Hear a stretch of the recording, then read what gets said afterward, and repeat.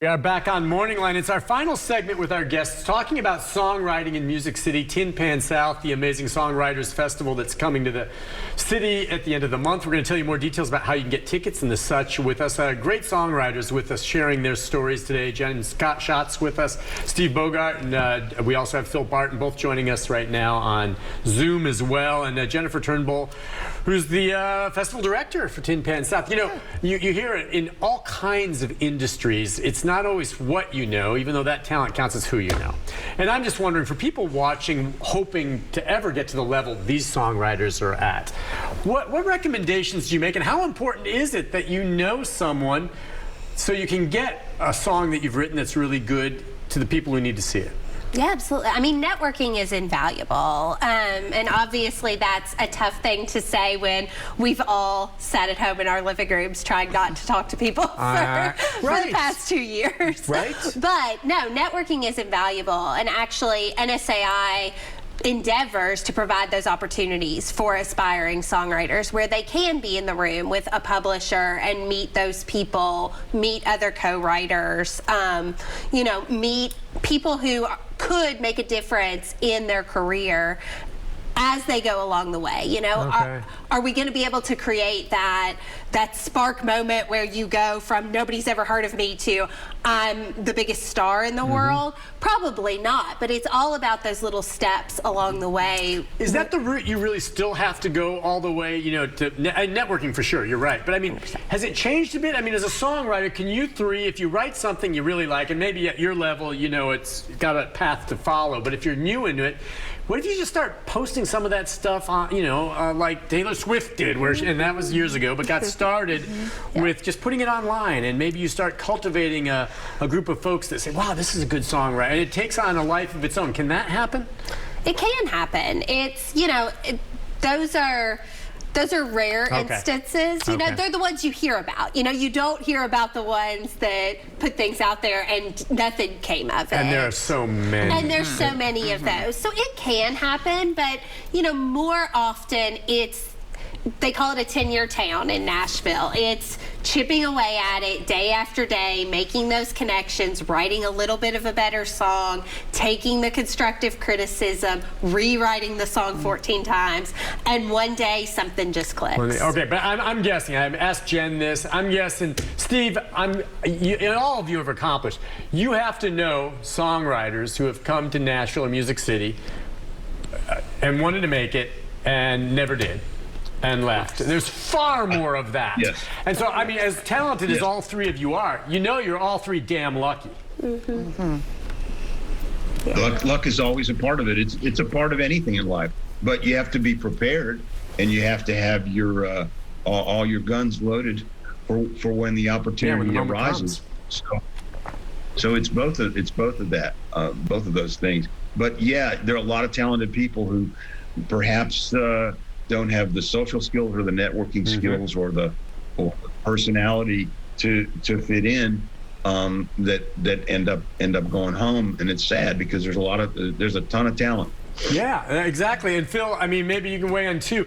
You always hear about the artists or the producers and such constantly being given, in the old days, a cassette tape or a CD later, and now I don't know what is a flash drive, or it's emailed to them, you know. And they must have. We were talking during one of the breaks about how when an artist is choosing songs for their next album or whatever, I mean, they may have 1,000 to choose from. And maybe out of that 1,000, there's 100 that are just really good, and they can only choose 12.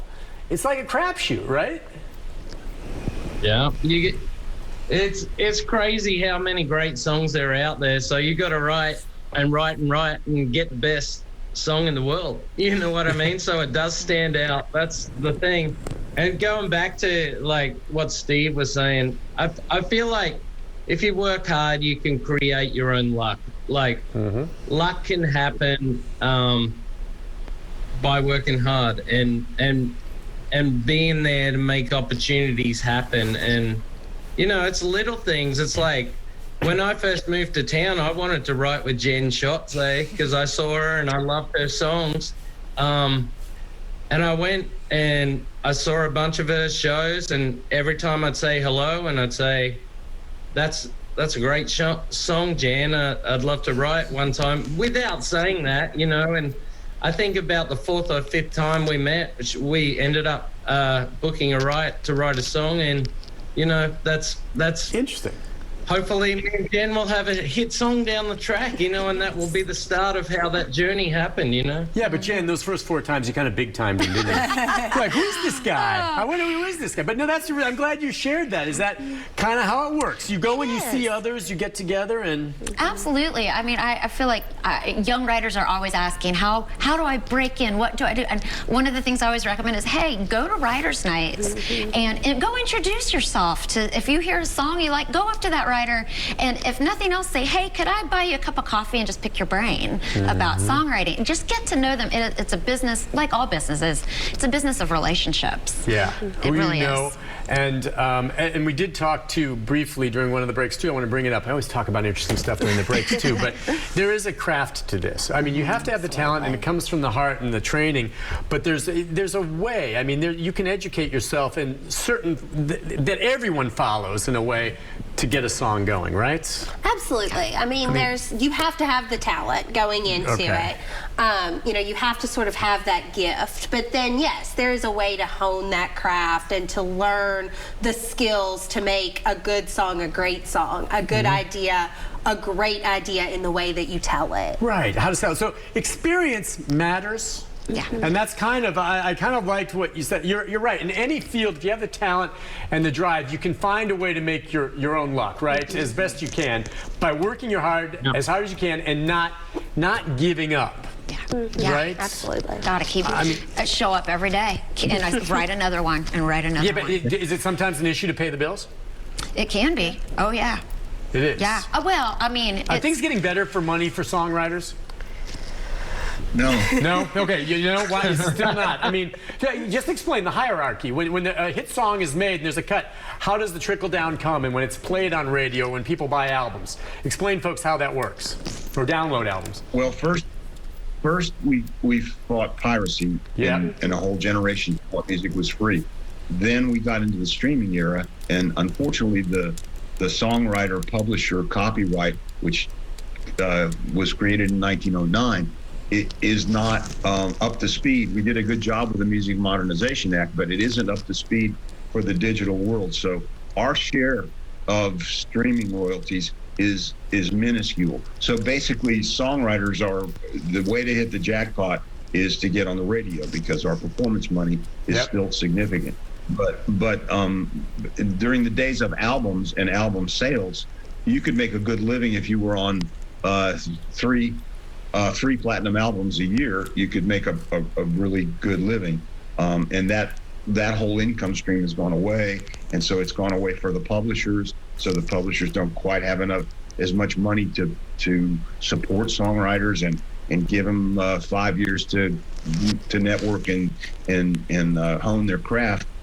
So we're working really hard at NSAI to make our compensation in the streaming world, which is growing, and thank God it's spreading music everywhere. Yep. But our compensation isn't fair yet. Yeah, and we got to remember that songwriters are the ones who make it all go. Look, we only have about 3 minutes left, so I know this is also Tin Pan South about fundraising, and it's important. So Jennifer, let's just remind folks how they can go about getting tickets, the basics of what they need to know coming into the festival. Absolutely, yeah. So we sell week-long passes. If you're interested in going to multiple shows during the week, that's your best option. That gets you priority access to the venue, as well as your admission is already paid for. So those are called fast access passes. You can get them on our website at tinpansouth.com.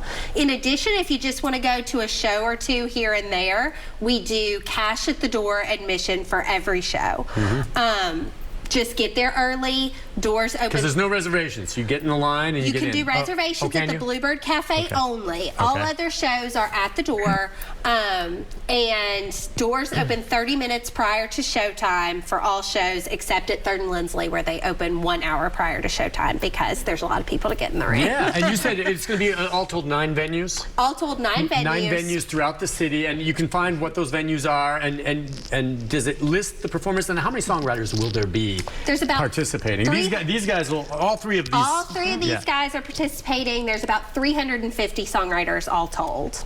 Oh, that's just awesome. And what kind of crowd do you expect? I mean, I remember, I just, coming out of the pandemic and all this, I just remember back when, I mean, there's a big time turnout. Absolutely, yeah. Most of our shows are at least 80 to 90% full, if not sold out. Yeah, and it's not just, again, I think your point is songwriters should be going to this, aspiring songwriters, Absolutely. right? Did you guys have fun doing Tin Pan South, both of you? Is it fun?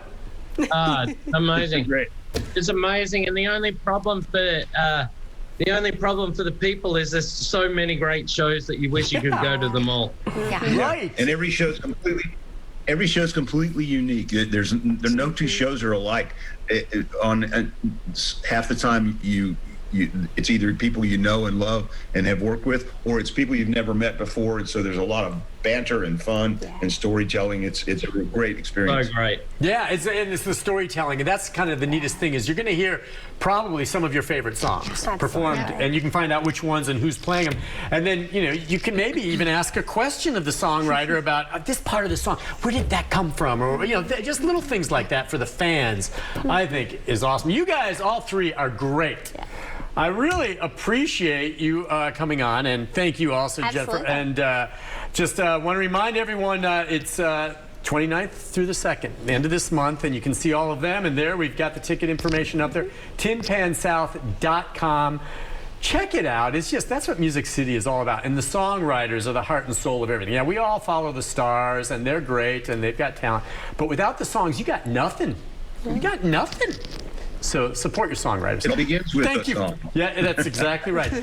Thank you again, Phil Barton, Steve Bogart. Thank you for coming on, and Jen Schott. Thank you. We'll be looking forward to the song you write about the show. Thanks for having me. And it's a pleasure. And Jennifer Turnbull, thank you all for coming on. Thank you. Thank you. All right, we're gonna take a break. I'll be back with a programming note right after this, and that website one more time.